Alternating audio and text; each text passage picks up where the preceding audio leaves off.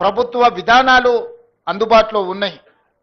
అందుకే ఈరోజు Telangana wanted to rise, Telangana wanted to compete with New York, South Korea or other countries. అందులో భాగంగా ఈరోజు ఇలాంటి యంగ్ ఎంటర్‌ప్రెన్యూర్స్ ప్రారంభించే యూనిట్స్ని తెలంగాణ రాష్ట్ర ప్రభుత్వము సంపూర్ణంగా మద్దతు ఇచ్చి ప్రోత్సహించి ప్రభుత్వం నుంచి అవసరమైన అనుమతులను సరైన సమయంలోనే వాళ్ళకి ఇచ్చే విధంగా ఈరోజు ప్రభుత్వ విధానాలను తీసుకురావడం జరిగింది. అందుకే ఈరోజు ఇలాంటి యంగ్ ఎంటర్‌ప్రెన్యూర్స్ ప్రారంభించే పరిశ్రమలను ప్రత్యక్షంగా ముఖ్యమంత్రిగా, పరిశ్రమల శాఖ మంత్రిగా నేను శ్రీధర్ బాబు గారు రావడం, పెట్టుబడిదారులకు ఒక నమ్మకం, విశ్వాసం కల్పించాలన్న ఆలోచనతోని, వాళ్ళని ప్రోత్సహించాలన్న ఆలోచనతోని ఒక సక్సెస్ స్టోరీని తెలంగాణలో రాయాలని ఈరోజు బల్క్ డ్రగ్స్లో దేశంలో ఉత్పత్తి చేసే దాంట్లో 40% బల్క్ డ్రగ్స్ ఓన్లీ హైదరాబాద్ నగరం నుంచే ఈరోజు మనం అందిస్తున్నాము అని అంటే ఇది ఒక గొప్ప విజయం. మన ప్రపంచాన్ని పట్టి ఒక చావు భయాన్ని ప్రపంచానికి కల్పించిన కోవిడ్ వ్యాక్సిన్లో అవుట్ ఆఫ్ 4 కోవిడ్ వ్యాక్సిన్స్ని 3 వ్యాక్సిన్లు మన ప్రాంతం నుంచి, జినోమ్ వ్యాలీ నుంచి, తెలంగాణ రాష్ట్రం నుంచి, హైదరాబాద్ నగరం నుంచి ప్రపంచానికి అందించడం అంటే ఈరోజు ప్రపంచమే మన వైపు తిరిగి చూసే విధంగా ఈరోజు ఫార్మా రంగంలో మనం రాణించడం జరిగింది. సిలికాన్ వ్యాలీలో ఐటీ, ప్రపంచ దిగ్గజాలైన ఐటీ కంపెనీలు ఈరోజు నడుస్తున్నాయంటే ఆ కంపెనీల సీఈఓలు మన ప్రాంతంలో చదువుకున్న వాళ్ళు. ఈరోజు వరల్డ్ బ్యాంక్ చైర్మన్, సిఎండిగా ఉండే Ajay Banga studied in Hyderabad public school. Satya Nadella Hyderabad student, Shantanu Narayen Hyderabad student, Premji Vasu Hyderabad student, Hyderabad public school students. ఈరోజు పెద్ద పెద్ద గ్లోబల్ కంపెనీలకు సీఈఓలుగా మన దగ్గర చదువుకున్న విద్యార్థులు ఈరోజు ప్రపంచంలోనే గొప్ప కంపెనీలకు ఈరోజు సీఈఓలుగా రాణించారు. ఇది ఒక గొప్ప సక్సెస్ స్టోరీ హైదరాబాద్ నగరానికి ఉన్నది, తెలంగాణ రాష్ట్రానికి. అందుకే ఆ సక్సెస్ స్టోరీని ముందుకు తీసుకెళ్ళాలి, ప్రపంచంతో పోటీ పడే విధంగా మన రాష్ట్రాన్ని తీర్చిదిద్దాలి. తెలంగాణలో ఉండే నిరుద్యోగ యువకులకు లక్షలాది ఉద్యోగాలను ఈరోజు ప్రైవేట్ పరిశ్రమలలో కల్పించాలి.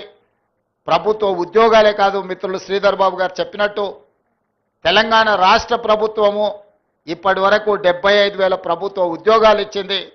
భవిష్యత్తులో ఇంకా వేలాది ఉద్యోగాలు ఇచ్చినా 30 లక్షల నిరుద్యోగ యువకులు తెలంగాణ రాష్ట్రంలో ఉన్నారు. మరి వాళ్ళందరికీ ఉద్యోగ ఉపాధి అవకాశాలు కల్పించాలంటే ప్రైవేట్ రంగంలో పెట్టుబడులను ఆకర్షించాలి. ప్రైవేట్ రంగంలోనే ఇవాళ ఐఏఎస్ ఆఫీసర్కి వచ్చే జీతం 2.5-3 లక్షల రూపాయలు. కానీ అదే ఒక ప్రైవేట్ కార్పొరేట్ కంపెనీలో ఈరోజు మనం పత్రికలలో చూస్తున్నాం, సంవత్సరానికి వాళ్ళ ప్యాకేజీలు 5 కోట్లు 10 కోట్ల రూపాయల ప్యాకేజీలు వస్తున్నాయి. రీసెంట్గా IIIT స్టూడెంట్కి 1.5 crore ఆయనం ప్యాకేజ్ వచ్చిందంటే నెలకు వాళ్ళ జీతభత్యాలు ఎంత వస్తున్నాయో చూడండి. సో అందుకే తెలంగాణ నిరుద్యోగ యువకులకు ప్రభుత్వ ఉద్యోగాలతో పాటు ప్రైవేటు రంగంలో అంది వచ్చే అవకాశాలను ఈరోజు అందిపుచ్చుకోవాలి. 100 సంవత్సరాల పైగా చరిత్ర కలిగిన ఉస్మానియా యూనివర్సిటీని ఈరోజు పునరుద్ధరించడం ద్వారా పెద్ద యూనివర్సిటీలతో మనం పోటీ పడే విధంగా మన ఎడ్యుకేషన్ ఇన్స్టిట్యూషన్స్ని ఈరోజు అభివృద్ధి చేయాలనుకుంటున్నాం. అందుకే ఈరోజు తెలంగాణ ఎడ్యుకేషన్ పాలసీని అడాప్ట్ చేసుకోవాలని ఈరోజు మనం ఒక కమిటీని అపాయింట్ చేసినాం. తెలంగాణ ఎడ్యుకేషన్ పాలసీని కూడా తొందరలోనే తీసుకురాబోతున్నాం. యంగ్ ఇండియా స్కిల్స్ యూనివర్సిటీతో పాటు young India sports university, young India integrated schools, ఇవన్నీ కూడా తెలంగాణ రాష్ట్రాన్ని అభివృద్ధి చేయడానికి భవిష్యత్ ప్రణాళికల కోసం ఈరోజు తెలంగాణ రాష్ట్ర ప్రభుత్వం ముందుకు వస్తున్నది. అదేవిధంగా నిన్నమన్న సొంత రాష్ట్రంలో కానీ పక్క రాష్ట్రంలో కానీ నీటి వివాదాలకు సంబంధించి పదే చర్చలు జరుగుతున్నాయి. నేను ఈ వేదిక మీద నుంచి ఈ రాష్ట్రంలో ఉండి పక్క రాష్ట్రంలో రాజకీయ పార్టీలలో ఉన్న ప్రజాప్రతినిధులకు ఒక సూచన చేయదలుచుకున్నా, ఒక విజ్ఞప్తి చేయదలుచుకున్నా. మీకు పంచాయతీలు కావాలన్నా నీళ్లు కావాలన్నా అని ఎవరైనా నన్ను అడిగితే తెలంగాణ రాష్ట్రానికి నీళ్లు కావాలని నేను కోరుకుంటా. మీకు వివాదాలు కావాలనా, మీకు పరిష్కారం కావాలనా అంటే నేను పరిష్కారం కోరుకుంటా.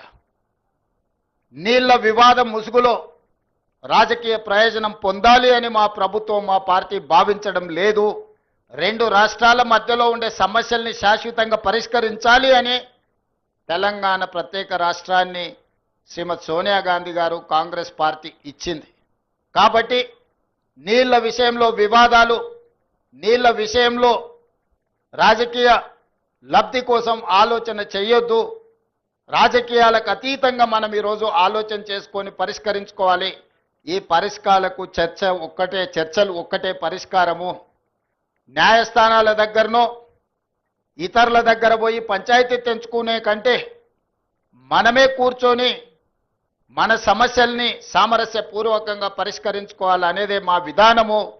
పక్క రాష్ట్ర ముఖ్యమంత్రి గారికి నేను విజ్ఞప్తి చేస్తున్నా, కృష్ణా నదిలో ఉన్న మా పాలమూరు రంగారెడ్డి ఎత్తిపోతలు కావచ్చు, మా కల్వకుర్తి లిఫ్ట్ ఇరిగేషన్ కావచ్చు, మా డిండి ప్రాజెక్టు కావచ్చు, మా ఎస్ఎల్బిసి భీమా నెట్టంపాడు ప్రాజెక్టులు కావచ్చు, ఉమ్మడి రాష్ట్రంలోనే మంజూరైన ప్రాజెక్టులు. వీటి అనుమతులకు మీరు అడ్డంకి పెట్టకండి. వీటి అనుమతులకు మాకు సహకరించండి.